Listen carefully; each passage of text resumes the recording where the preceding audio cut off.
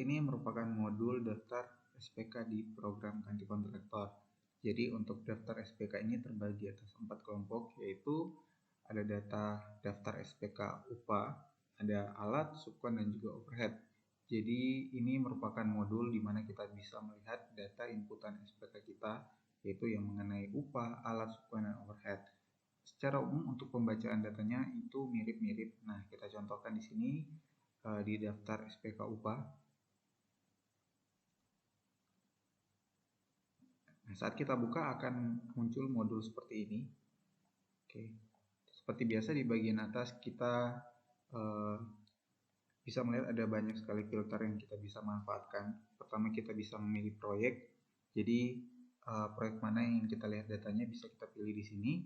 Kemudian tahunnya bisa kita lihat ya. Mau lihat tahun berapa ini bisa disesuaikan.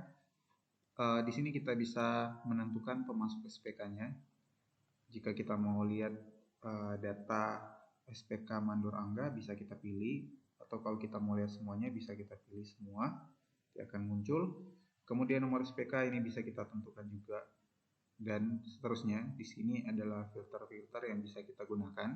Tentunya ini sangat berguna ya nanti jika data yang kita input itu sudah sangat banyak, misalnya sudah ratusan.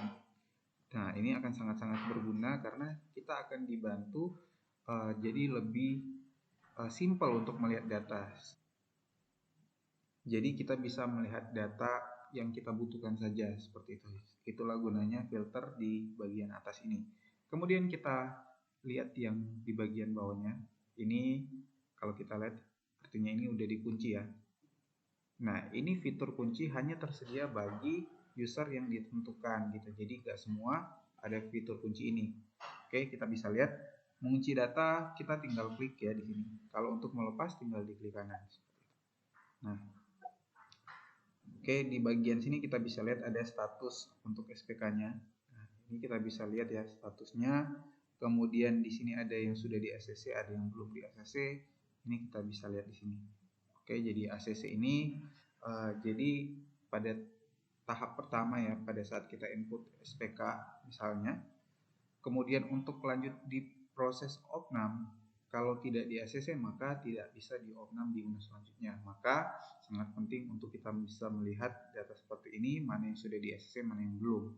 Oke, fitur ini bisa dipakai, bisa juga tidak digunakan, tergantung settingan dari masing-masing perusahaan. Di bagian kanan kita bisa lihat ada nomor SPK, kemudian ada tanggal, kode pemasok, kode upah, nama upah, kemudian satuan, kemudian ada volume, kemudian ada harga RAP, kemudian ada harga SPK, kemudian di sini ada jumlah SPK, nama pemasoknya, volume opnamnya ini sudah berapa, kita bisa lihat di sini. Untuk kode pekerjaan mana ini bisa kita cek di sini ya. Jadi misalnya pekerjaan galian manual sudah di opnam sebanyak 54 meter kubik ya di sini untuk pekerjaan galian tanah. Oke. Nah, jika ada uraian tentang SPK ini bisa kita input ya. Nah, ini karena tidak diinput maka ini kosong. Kemudian di sini kita lihat ada jumlah PPN, kemudian jumlah PPH ini akan muncul di sini jika kita input. Kemudian ini adalah total jumlah dan juga PPN-nya. Nah, tanggal mulainya ini tanggal berapa ini akan muncul di sini semua. Kemudian ini ada retensinya. Ini ASPK-nya. Kemudian kita bisa lihat ya di samping-sampingnya juga masih banyak. Waktu pekerjaannya ini berapa lama. Ini berdasarkan hari. Jadi sebanyak 30 hari. Kemudian pengawasnya siapa. Uang mukanya berapa persen. Kemudian tanggal selesainya itu tanggal berapa. Semuanya tercatat di sini. Bahkan cara bayarnya, kemudian siapa yang input, itu semuanya terbaca di program ini. Oke. Dan di bagian bawah kita bisa lihat ya, itu ada pilihan ya untuk melakukan revisi. Jika ada yang ingin direvisi dari data SPK-nya, ini bisa kita revisi di sini. Oke, misalnya ini kita bisa revisi. Tapi karena ada yang sudah di opnam, maka data ini tidak bisa direvisi. Jadi dengan catatan data yang ingin direvisi adalah data yang belum pernah di opnam. Kemudian sama juga jika mau dihapus itu tidak bisa karena sudah pernah ada opnam di pekerjaan galian manual ini. Nah, kita bisa lihat ini untuk syarat-syarat SPK-nya bisa kita cek di sini. Kalau ada syarat-syaratnya ini bisa akan muncul di sini seperti itu. Ini kita bisa lihat detailnya, kemudian detail of name-nya, kemudian di sini ada recap untuk di print ya. Kemudian ini ada untuk melakukan print form 6 SPK. Ini jika ingin kita melihat data melalui data Excel ya. Kemudian di sini untuk ke PDF. Ini untuk melakukan print form of 6 ASPK, dan ini untuk mengunci data. Seperti biasa ini untuk menutup program. Nah, kalau kita bisa lihat ya di bagian kanan itu muncul ya total SPK upah yang diinput, kemudian total SPK upah net di sini akan muncul semua.